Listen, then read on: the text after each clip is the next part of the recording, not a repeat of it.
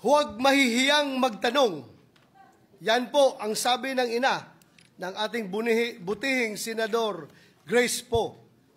Noong nakaraang Biyernes po kasi, nagkaroon ng pirmahan ng isang kasunduan ang Philippine Health Insurance Corporation, PhilHealth, Development Bank of the Philippines, DBP, at Tingog Party List.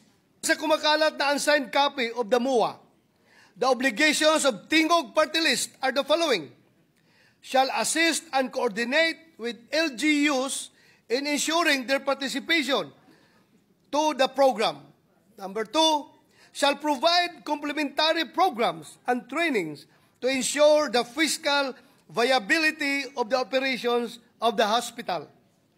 Number 3, shall provide the necessary support in financing health expenses of the patients through its medical assistance program. Ang tanong ko po ngayon, alin po ba sa ating mga ahensya ng gobyerno ang in charge sa healthcare infrastructure? Anong ahensya po ang nakakapagbigay ng technical assistance patungkol sa mga usaping pangkalusugan?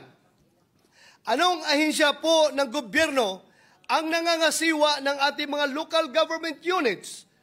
Ang PhilHealth ba? Ang DBP ba?